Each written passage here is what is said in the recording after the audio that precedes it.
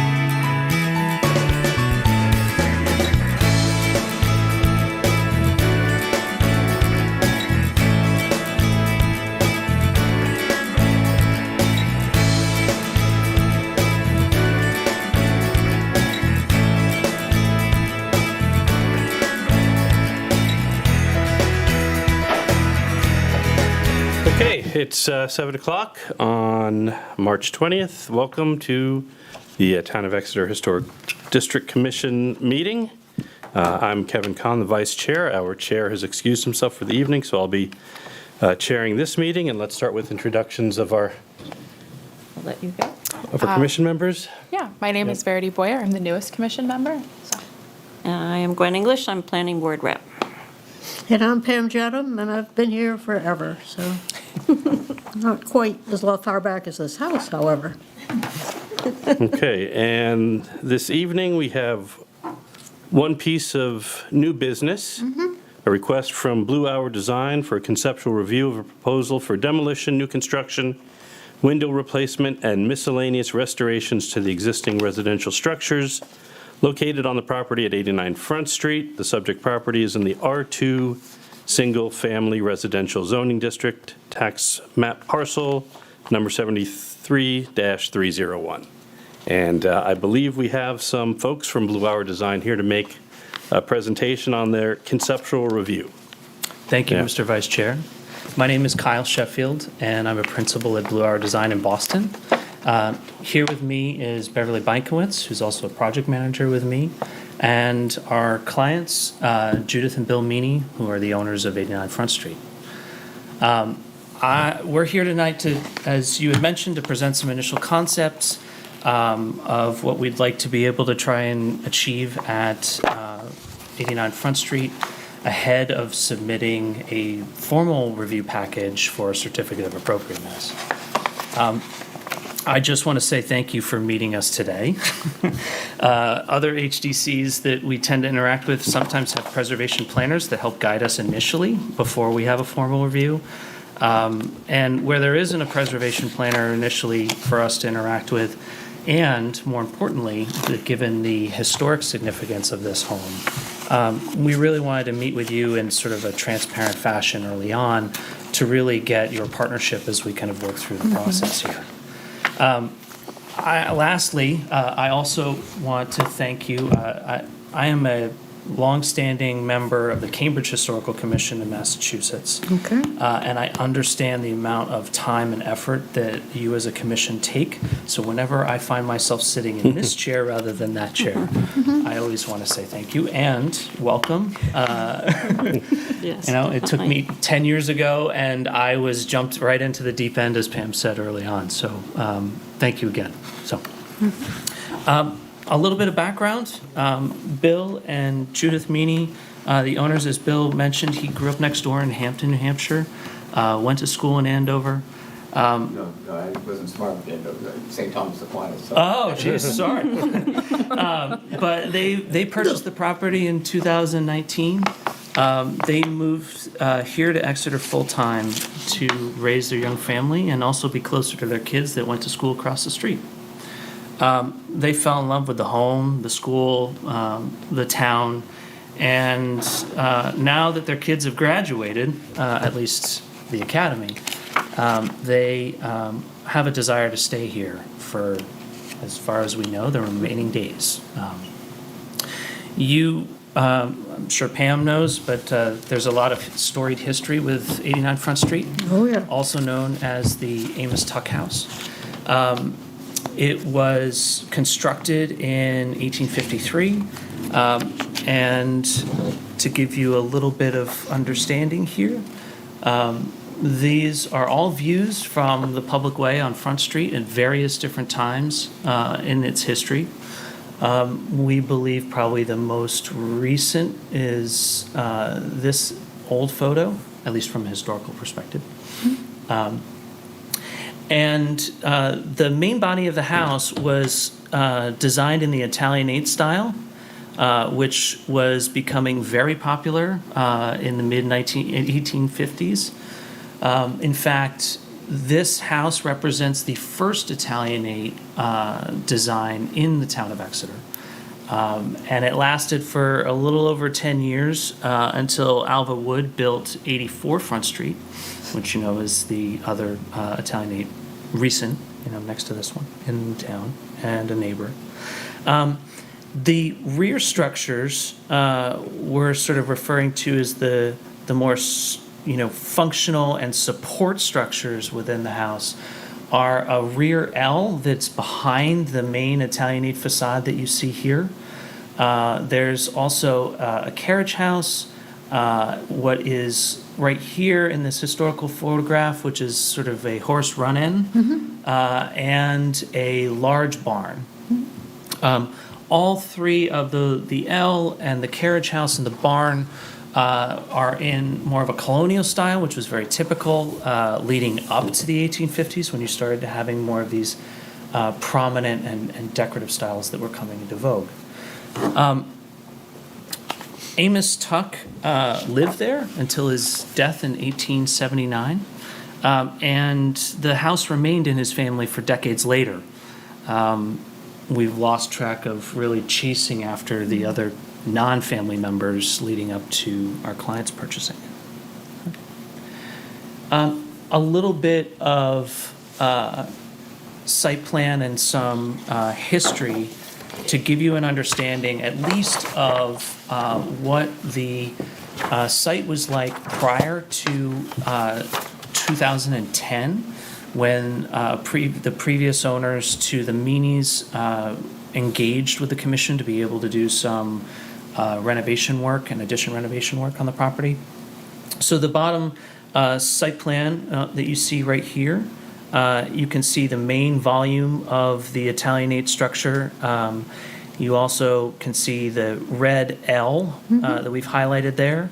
Along the L is 2 stories. And on the east facade, so north is effectively going left on the page here. On the east facade, we've got some an existing porch, and also a small screened-in porch on the west facade. And then in yellow, just off the back, directly off the back of the L, you can see there was in 2010 a wood deck structure that was there. Another, just wayfinding, the carriage house is located here. There's a connector in between the carriage house and the barn, and then you can see the barn on the eastern side of the property located here. Pam had mentioned that there's sort of jurisdiction that you have as views from a public way. Also per the guidelines and the jurisdiction within the HDC, we've highlighted the 200-foot limit line as far back as you can see, just as a way of being able to understand how deep the property is. And again, lastly, Front Street is located right along here. Okay. As I mentioned, in 2012, some structures were modified. Namely, there was a certificate of appropriateness given to the owners to expand the screened porch that's on the west side of the property. It was noted about 6 feet, and there was a set of exterior stairs added on as well. There was also a new chimney that was added on to the rear of the L, which most of this is obscured from the public way. And then you can see that the existing porch remained. It was actually shortened. There used to be an extension of the porch slightly beyond. Can I ask a question before I lose it? The chimney, is it a working chimney or is it decorative? The current chimney is working. Yep. There's a fireplace on the first floor, and then there was an outdoor fireplace additive. So it wasn't original to the structure. It was merely added in 2012. Can I ask you a quick question? Do you happen to know when the L was added to the home? We don't know when the L was added onto the home. Okay. It's hard to decipher. Yeah. We've tried to do some forensics just based on what we can see with existing conditions, foundation details, things like that. It's a little inconclusive. Also added on the west side up here in yellow was a set of exterior stairs that bulges out from the facade that's the prominent westerly facade of the main part of the Italianate structure. Okay. What we're proposing is a modification to the L, as well as bringing back the exterior deck, moving the exterior steps inboard of the western main plane of the facade of the house, as well as a construction of a porte cochere over top of what is the existing pergola. Okay. I'll go right here. So to give you an idea of sort of the project scope and goals, the scope, as I just mentioned, is a modification to the main house, the L on the back of the main house. Modifications to some windows that we think we can see from a public way in the west facade of the carriage house. The porte cochere, as I mentioned, between the barn and the existing carriage house, as well as a lot of miscellaneous historic restorations and repairs, maintenance that's sort of been piling up over the last few years since the last renovation had been undertaken. The goals of the project, as I alluded to earlier, is really the owner's desire to adjust certain elements of the home so that they can actually be able to stay in the home and have it become accessible as they get older. They also, there's a couple elements to the L that are really, as it was designed or constructed, had a lot of the support spaces. It was house staff as opposed to serve and support the Tuck family that primarily was residing in the large blue section that's up, whoops, excuse me, pressing the wrong button here, right up in here. So the renovations that we're proposing sort of fall into two categories thematically. Right? One is sort of accessibility and lifestyle renovations, and the second is historical and environmental improvements. Okay? So as we go through the sort of the renovations and things that we're doing, I'd ask the commission to sort of keep that in mind as they think about what we're trying to achieve here. And the accessibility and lifestyle renovations range from, aging in place, dealing with floor levelings, things, unfortunately, that are not necessarily in the commission's purview. However, they do have an impact on the way that the structures need to respond to be able to support all of that efforts. Also, the issue within this L, as you can imagine, being south to north, is that it sits primarily in shade and shadow the majority of the day. There's not a tremendous amount of natural light. The existing porch on the east side obscures most of the natural light coming into the space, and then the west facade is primarily obscured because of the addition that was done in 2012 onto the back of the house, onto the screen porch there. So trying to be bringing in more indoor air quality, better health environment, lots more light, in what are pretty much, were considered at the time, sort of rabbit-warren functional spaces for house staff and serving the main portion of the house. And one thing to point out, which we'll see as we go through, is that the main rooms and the way that the facade and the design of the Amos Tuck House is on the main portion of the facade is really spectacular. The windows, everything that you see, the rooms are well apportioned. There are tremendously high ceilings. So holding on to that and feeling as though you are currently stepping across the Rubicon into what is very small and diminutive spaces is something that is very stark and something that you see immediately. The historic and environmental improvements, just as I mentioned before, a lot of maintenance and repairs, particularly which we just recently gave you, are some issues that we've discovered structurally within the existing barn related to the foundation, the existing beam floor, which we'll get to in a little bit.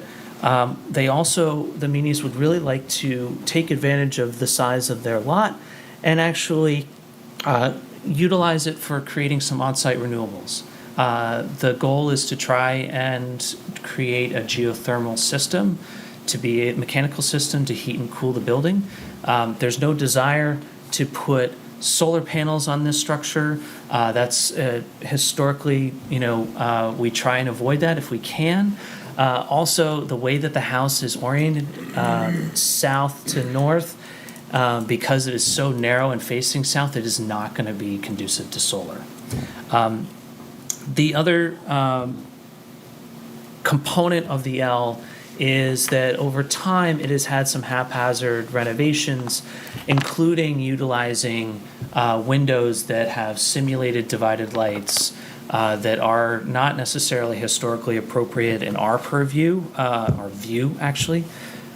So our proposal is, at least within the L, to replace with true divided light insulated glass windows, and I will get to that detail in a little bit.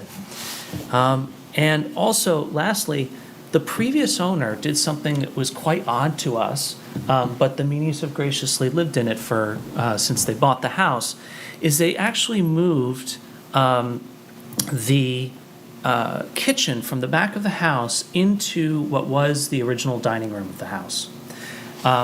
And again, not something that is in the commission's purview, but it is something as stewards of the home, they really feel strongly about trying to move the kitchen back into where the L is, as well as be able to restore that dining room back to whatever we can forensically discover. All right. With all that said, I'll try and breeze through the project, and forgive me, there's a lot to uncover, and I'll try and be as efficient as I can. So we have just flipped your orientation around 180 degrees. So you are now looking at Front Street is now along here. And the north of the property, going towards the back, is back here.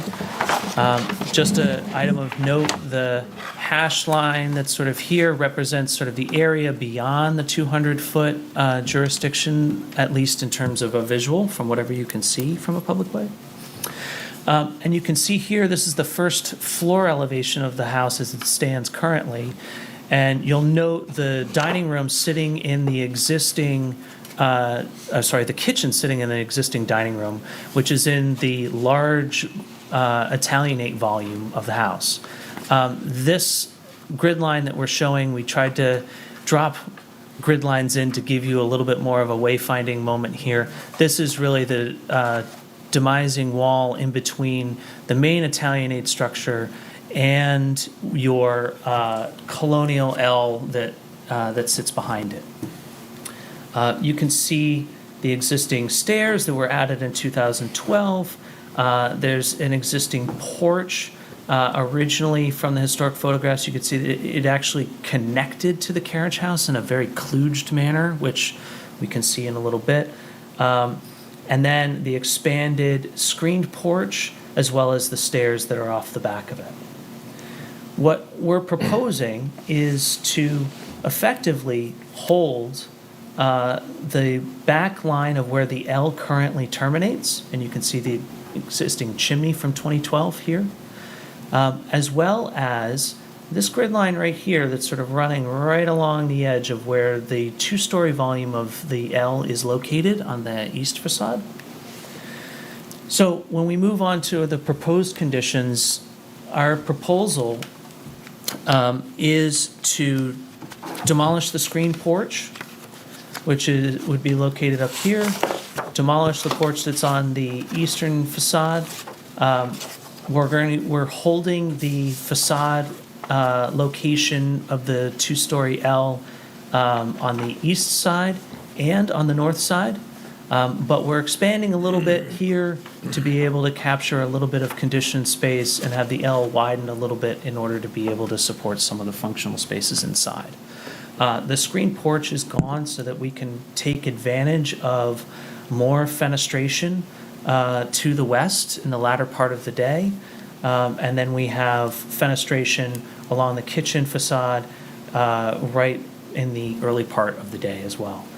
The dining room is no longer the kitchen. We're working to then restore that, become a dining room again. And as you can imagine, in the way that we typically live today, we're not sort of huddled around a fireplace in many of these compartmentalized rooms. We're spending a lot of our time in the back of the house and huddled around the kitchen island with a glass of wine. So the spaces back here is really where the heart of the home, in an informal way, really revolves on a day-to-day basis.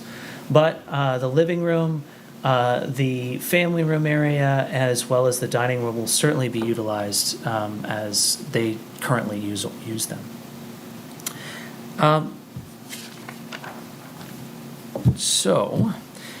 The other thing that we're proposing is we're proposing to remove, there's an existing site wall that's in between the old L and the carriage house. And as I mentioned earlier, replace that patio and the site wall with a rear deck, bringing back what was in the area of the old deck that was located there. And lastly, the biggest challenge of this project was to not repeat perhaps a kludged condition from the past that once was. And that is the porch and the connection, the physical connection of a 1 and 1.5 story structure that connected the house to the carriage house. What we're trying to do is keep that separation, but there's a tremendous amount of circulation that will come into play because we have floor elevations between the first floor, the parking court, the upper floor of the carriage house, and the other elevations in the barn.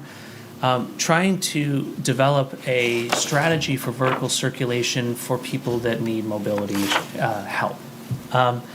We are locating a proposed elevator within the building. We are keeping this as the sacred area with no elevator within that existing volume. Again, not part of the commission's purview, but I think helpful to also point out that there is a ramp that we're proposing from the grade of the parking court going down into the basement elevation, which would allow the clients as they age either to park under here in the garage, walk out, go down, take the elevator up to the stairs if they cannot, elevator up to the first floor, if they can't navigate the stairs that go into the house from the parking court.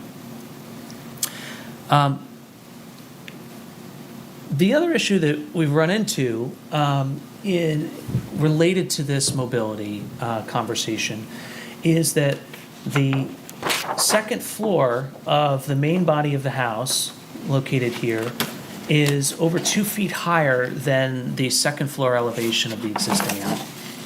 And that's a challenge given the amount of stairs that you'd have to navigate to as you, again, cross that threshold into these other spaces. And the challenge there from a structural point of view is if we were to cut out the framing and try and internally lift the framing, we run into a couple issues. One, compromising the existing structure of the L, and two, as we get to the elevations, we run into head height issues because of where the existing elevation of the roof is. So part of the proposal is to raise the elevation of the roof up about 18 inches. The cornice line that's here is about 18 inches higher than what's happening in the existing L to be able to achieve that continued accessibility. Okay. And then the other component of this is the existing basement is also a little bit close to the grade of the existing parking court. There is not enough head height to be able to navigate down there currently. There's a foreshortened door. The goal is to be able to try and capture a little bit of utility space that's down here to be able to then enter in off the parking court, muddy shoes, not worried about snow, and then be able to take the elevator up. You can see here the change, the removal of the wall and structure for the access into the backyard. The old deck from pre-2010 was located back here. We're proposing that it comes back again, and the space that's underneath there is actually going to house the vast majority of the geothermal equipment for the property. It's easy access to be able to get it all the way back and around to where we need to do the wells. Talking a bit about the finish materials. Again, with the L, as I mentioned earlier, this is a view that is challenging to see from a public way, but we wanted to be able to show this to you as part of it. Again, we have existing clapboards, and we're proposing to have that as well. Starting from the top, the roof material would be the exact match of what currently exists on the main body of the facade. The entablature and cornice that we have here, we are proposing to replicate the lower porch roof with the decorative brackets, copper gutters that currently exist over on this main portion of the house, and downspouts, and then the window fenestration, as I mentioned earlier, along with shutters and a small entry. The existing foundation of the L. We're rendering it here in stone. Surprisingly, that is just what you see at the porch. That was added onto. It's very sort of bulbous, cultured stone, which we're surprised is completely incongruous with what currently exists. Behind the L foundation is a mixture of brick, and then as you get down to grade, it transitions into one slab of granite and then the basement. So there's about 6 feet or so of space that's down there. So our proposal is to replicate that foundation structure where we have the brick also carrying that language across where the deck is located, as well as the water table that currently exists on the back and also around this location here. One point just to make is the existing foundation has been parged over time. And presumably, we believe also bolstered on the outside, so there's a wash on the granite, and it looks like it's made out of concrete. So that was done before we actually came to the project. This is the view of the west facade. Again, obscured mostly from the public way, but for the commission's understanding of the project, seeing everything that the screen porch is, the rear L facade, it's sort of haphazard window composition, this chimney that the commission approved back in 2012, as well as the existing window fenestration that I mentioned earlier on the west facade of the carriage house. And you can see the proposal of adding 4. This is sort of an obscure view, we think, from a public way, so we're trying to be, again, as transparent as possible from what you can see. But you can also see that here, the L, which primarily is not visible from the public way, we've worked to recompose the fenestration along that elevation, bringing in as much natural light as we possibly can. And the grade, as you sort of see here, actually marches up and around. So the deck from this facade is pretty much at grade. Oh, well, let's hope. Do you mind hitting that? These views are taken from the public way, and we've taken our model and begun to start to talk about, the changes so you can see it. Obviously, the way Commission's purview is, you see through fences, you see through trees, you see through everything until you get to the structure. We did our best given the existing conditions that we have. You can see the small peak of the L off the back where it is existing. And then the other component that we have is we have the connection that we're proposing, the porte cochere between the carriage house, the existing carriage house, and the existing barn. Just as a note, we are not proposing any work aside from repair on the facades of the carriage house, and the same is true. We have to replace the garage door on the barn, but everything else on the barn is to remain the same. Porte cocheres were not uncommon in both the Italianate style as well as colonial style of the period. The purpose of this is there is also another elevator that's within the barn to be able to go up and go across within conditioned space to be able to get to the habitable space that's up above here. The last bit of the views that you can see from a public way, what we think we can is trying to see a little bit of what the L is, as well as you can see the back of the carriage house, so you can sort of see what we have here in terms of a composition. The famous rumored Lincoln tree that's sitting here. Again, these facades as we talked about. And these were sort of the historical photographs where you can see again the horse barn run-in that was here. You can also see just ever so slightly the kludged condition of the porch as it ran into the facade of the carriage house, also at very different elevations. So that's another issue that was taken away many years ago. Again, this is the second floor plan. South is down at the bottom. This is the barn right here.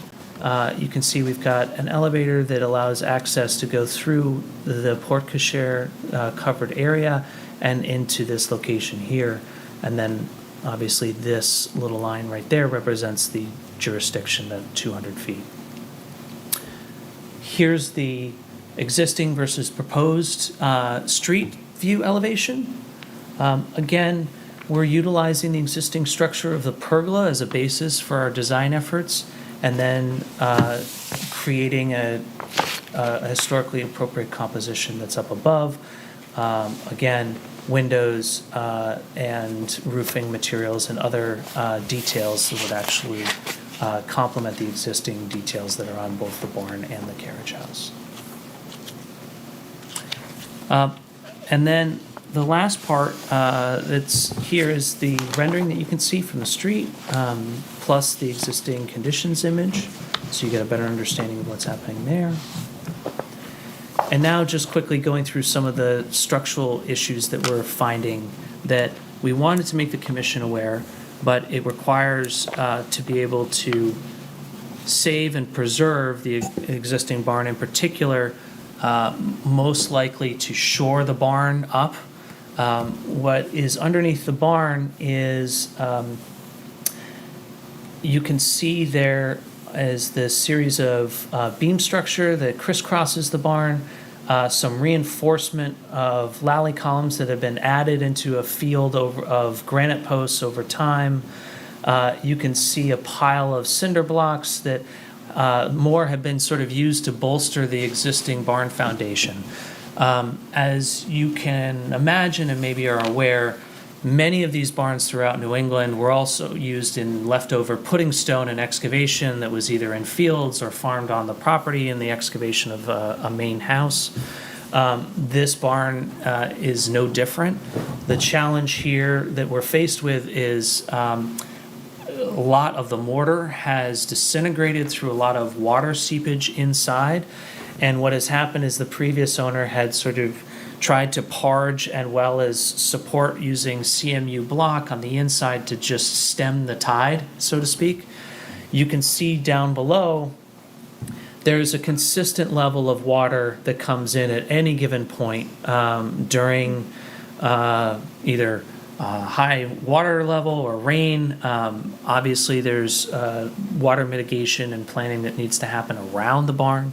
But the other thing that the previous owners had done was they tried to insulate this structure, which actually is opened out the back of the barn out to grade.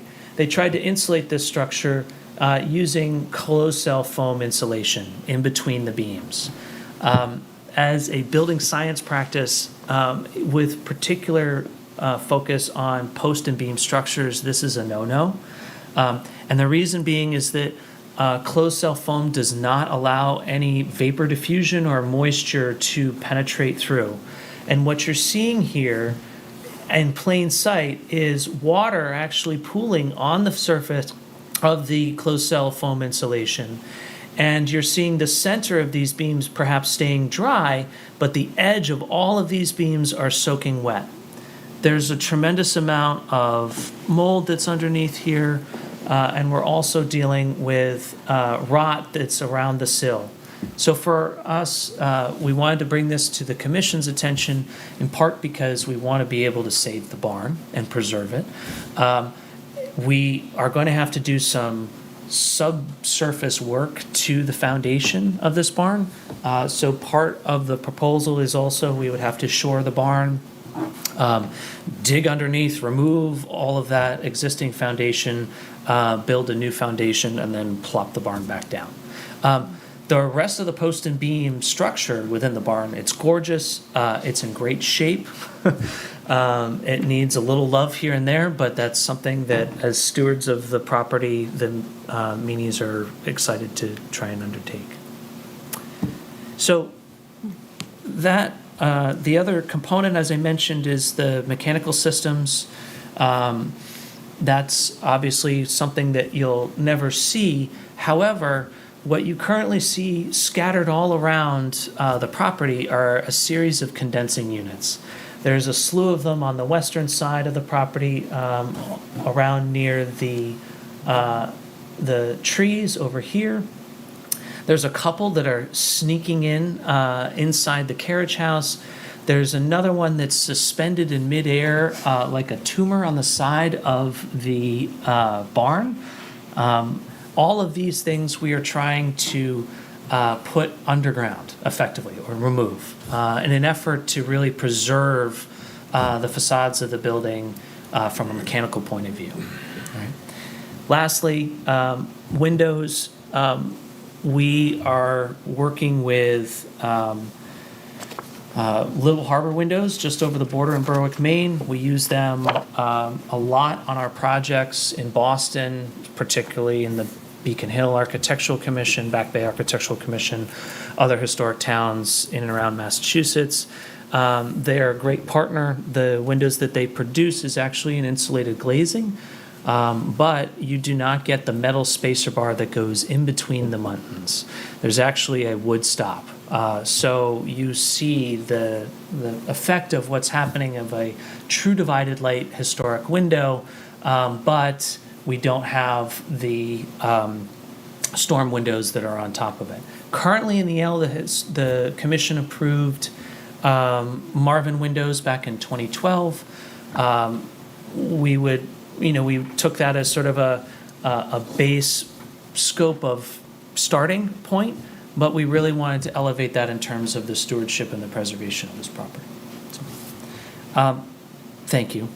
That was a lot. Very My interesting. mouth is a little dry. I appreciate all of the time. I understand that, this non-binding review, I think we're hoping to get some feedback from you. And I want to just reemphasize what I said at the very top is our clients really want to be stewards of this property for a long time. Much like Amos Tuck, they would love to be able to have this property transition to their next generation and the generation after that. It's such a spectacular property. It's extremely special. And in the time that they've lived here, it's become, as we often refer to in our work, another family member. And that becomes a result of having lots of memories in this home. And the hope is to be able to make some of these adjustments that will allow them to, perhaps right some other moves that were made that aren't necessarily historically appropriate in our opinion. That might also be able to create something that is more accessible as they continue to age. Be able to do some renovation work that needs to happen as stewards of the property. And then also be able to have some moments where they get to enjoy making a little bit of their mark on a historic property within the context of the guidelines that the commission has set forth, as well as getting some more feedback on what could happen based on what you guys believe we could do. So thank you. Great, Thank you. thank you. Well, I'll open it up for Wow. questions from the commission members. Well, thank you for all this work. That's very impressive. And I'm sure you know now that you are basically living kind of on the edge of a swamp. That's where the pond was for Robinson Seminary. It'd be nice if you brought the frogs back, but anyway. And I do appreciate your putting the condensing units out of sight, because that's one thing we come across a lot. Yes. You have this lovely old house with all these sculptures on the top. I am not real happy about the carriage house, what did you call it, a porte cochere? Yes. That's what they wanted to do back in 2012, and we said, no, you can't, Interesting. Interesting. because it would spoil the look. And we've got all these nice pictures of Well, actually, at this point, it was Edward Tuck's house, but anyway, I'm not real thrilled with that, but as you point out, it is in period.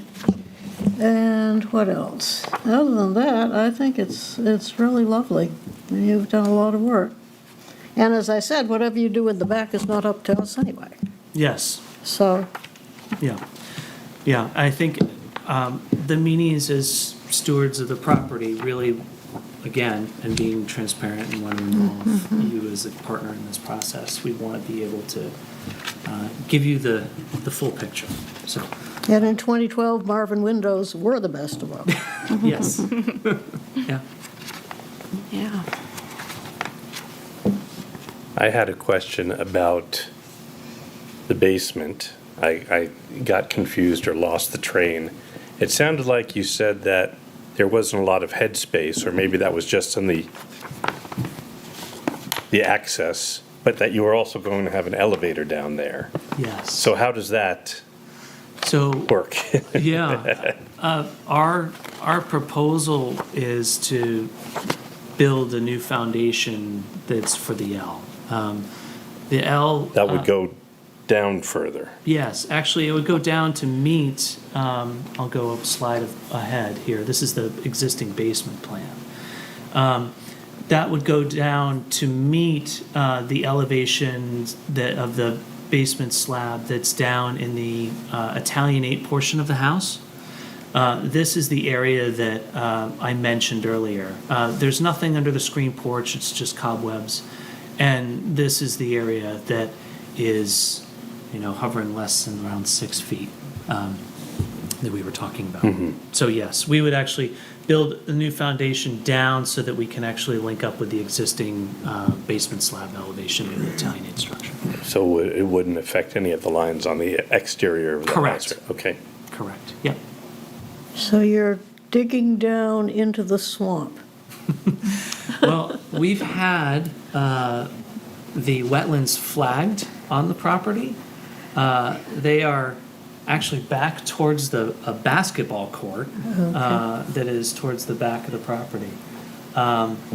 The area that has been happening in terms of the water, as we're noting in the barn, and I might just close your eyes because this can get dizzying, is as you look, the wetlands area that they're discovering is sort of down back in this location back here. The basketball court is back in that zone. And this area, by and large, is pretty dry. So.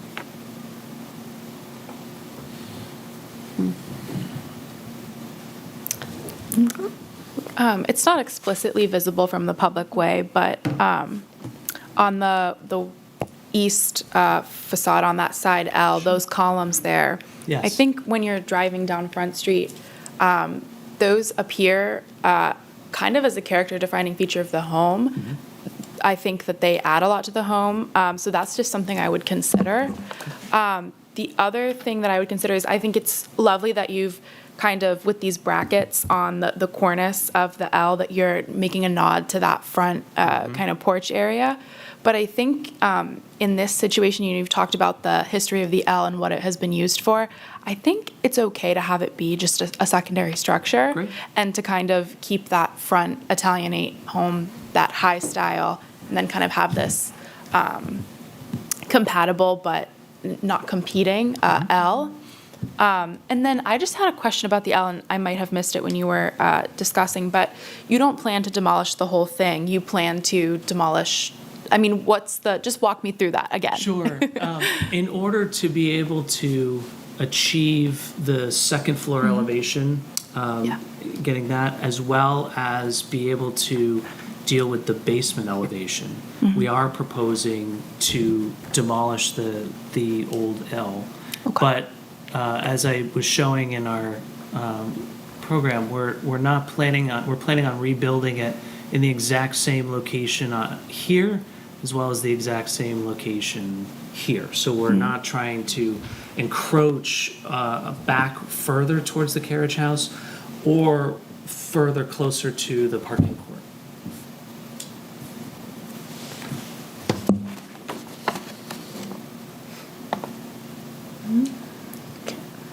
I will say I'm never a fan of demolition of anything, but I will say that I think the massing that you have proposed here is very in line with the home.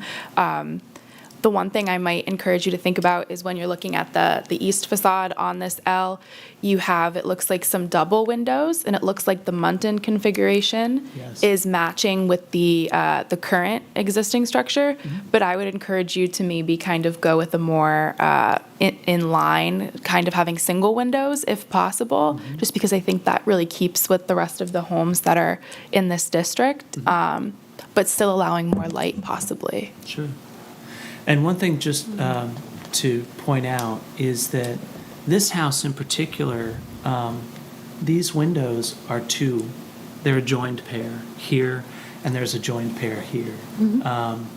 These are singles. So we were trying to be able to, again, within the language, reference one-to-one or pair-to-pair. It's interesting to hear your thoughts on these windows perhaps up here, and maybe that's something we can look at as well. Yeah, I think because, and you've discussed this, but that front house is very Italianate, and then you have this back L that's a little Sure. more vernacular, I would say, that kind of keeping with a more vernacular window scheme might be advisable. If, and this is just feedback, you incorporate it into your design work, because I appreciate that, you guys own this home now and you want it to bear your mark, and I think that's honorable, so. I have nothing to add. You were so thorough, and you had some great comments, and I'm good. Okay. That's really helpful. Our plan is to actually come back before you for next month.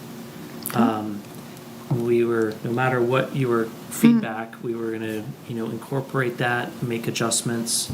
I think the question of being able to then put together a formal submission, that we have to apply for a permit, and I believe there's a Heritage District review that's slightly ahead of where the review that we have with you. So our hope, if that's the case, that's sort of our plan, is March 31st. Well, I'm on the Heritage, and I don't think you've come before, no. Okay. No, we have Yeah, not. Okay. Well, obviously, this is a Exeter Heritage because of Amos Tuck, and even though he was just the richest guy in town at the time, Yeah. and so, Lincoln didn't stay there, I'm sorry. No, we discovered that too. And I think that one of Amos Tuck's ancestors admittedly said he was in college when the supposed event happened. So, So who planted the tree? That is the question. well, we have this letter that Amos Tuck wrote to Lincoln, and it said, basically, how come you came to Exeter and you never stopped in? Yeah. So, I have no, I mean, supposedly they were good friends, but, Lincoln was socially kind of awkward. Anyway, as I said, it's a beautiful plan. I really don't like that walkway between the barn and the other building, but, so, That is, again, trying to design tactfully a solution that goes in between two buildings and keep the accessibility. The one comment that I think the commission at the time when you had approved was not being able to see through the old horse run-in. I think that that's something that we're, and I say this collectively with Judith and Bill here, trying to preserve, is that peak view that actually goes back through the property, because it is a tremendously narrow and long property. Again, your eye is always going to be arrested by the prominence of the barn, which, I believe, if I jump through these too quickly, is here. And being able to still see through here and there. but being able to have that connectivity that, Well, actually, the Von Kuhns wanted to take away the arch. They wanted to be able to drive their giant truck back there. wow. I don't think that there's any desire for that. So, There's a nice little pocket garden, sort of a fountain and stuff that's under there, so. Have you considered having it be like very open, like the Munton configuration, so that it's a lot of glass, or maybe Yeah. moving it further back from the Yes. street view? Yes. That might be a way to kind of reconcile what's being said about Yeah. about it. Yeah, I think the location of it as we've proposed it is stepped back from the barn facade and the carriage house facade, which Yeah. are in coplanar. But I don't think that we would be opposed to moving it further back and allowing those structures to come forward and this to recede. I think that is always sort of the challenging aspect of our work, especially when we're dealing with a lengthy perspective that you have from the public way. But I think that's a great suggestion. Obviously, the orthogonal views don't do it any justice, but being able to recess this and allowing more of the western facade of the carriage house and the eastern facade of the carriage house and the western facade of the barn, we can take a more prominent role. well, okay, well, thank you so very much. I guess we'll just open for public comment if anybody has anything. And since you're the public, I Yeah. guess. No? Okay. Thank you for your time. We appreciate Thank you for your time. We appreciate it. giving us the chance to look at this up front. Thanks. We'll make Is some there- adjustments, and we will look forward to seeing you next month. Thank you. Are there things that I'm sure you're, given how complete this is, I'm sure that there isn't anything that we will suggest you add to your final packet, but we often want more details We tweak about the stuff, but windows you- and but you've already doors. done it. Like the Like the the actual garage material doors. grade. Yeah, and all that Sure. stuff, Yeah, I think that if I didn't mention it, we would obviously conform to all the design guidelines related to materials. We were planning on showing examples of some of those existing materials through existing photographs, more detailed photographs, if that's helpful. But we're pretty adept at working in historic districts and conservation districts, being able to replicate existing. We're not planning on. We do have PVC our on this design house. guidelines, which are online, but it sounds as if you already know all this stuff. Yeah, and we're in the People's Republic of Cambridge. Yeah. We are very much Oh, yeah. all over these yeah. sorts of things. So, Oh, yeah. as somebody who sits on that side as well as this side, I'm acutely aware of what we sort of need to do. So there's no plastic that's going on the house. A lot of other things. So. Okay. Great. Great. Thank you. Thank you so much. All right. Thank you. Thank you. I appreciate the time and thanks for coming back. It was a pleasure. Thanks. Thank you for saving the barn. Yeah. That you're doing that. My favorite part of it. Yeah, that is the challenge. These old homes. It really is my favorite part. Great. You won't regret it.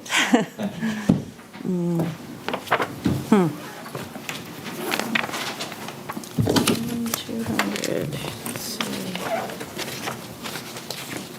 Okay. This is great. I love this. Yeah. I feel like that is far better. I think, than it was supposed to. Do you have, Kevin, one question we had for you. Do you need any additional copies for the other commissioners? We do not. These Okay. are all mailed to us before the meeting, so in attendance or not in attendance, it will have been in their mailbox. Great. So, thank And you. these are just the ones that we didn't give to you ahead of time. So they're hard copies in case the other commissioners need it, just. But again, we have nothing to say to whatever you do down in the basement, No, so. of course, Yeah. of course. I mean, everybody likes looking at disgusting old basements, but But, Terrific. All right, well, thank you. Great, thank you. Thank you. Thank you so much. And approving minutes from September 19th, I think they Well, have just grandfathered themselves in First, we long don't have a ago. quorum of people who were at that Have a meeting good to night. approve them. But yes, second, we have passed the expiration date where they Yeah, get voted on, so so, that's it. that's it. Unless anybody has anything Motion else. to adjourn. So moved. So, To adjourn. Okay, and welcome to our new member. yes. Yes, it's lovely to have Meeting you. is adjourned at 11:58, excuse me, 8:58. 8:58. No. Thank you for tuning in to Exeter TV. Exeter TV is the town's public and government access channels, available on Comcast Channels 6 and 22. Channel 6 is your channel. If you have an idea for a program, want to host your own talk show, or submit a film, we're here to get your content on television. On Channel 22, we bring you live and replay coverage of government meetings and other town updates. A third channel, Blue Hawk Media, is operated by SAU 16 and can be found on Channel 8, with all your school sports, events, and meetings. You can watch Exeter TV online at exeternh.tv, Apple TV, and on Roku. Find us on social media for extra content. Subscribe to our YouTube channel and hit the bell to get notified about live streams and new content. Tune in to our platforms every other Friday to watch the Exeter Biweekly Report, with recaps of recent events, updates from town departments, and messages from nonprofits in your area. If you head to our website, exeternh.tv, we invite you to sign up to our newsletter to receive monthly updates about new content, upcoming meetings, and more. We'd like to thank you for taking the time to watch Exeter TV and hope that you tune in to our other content as well.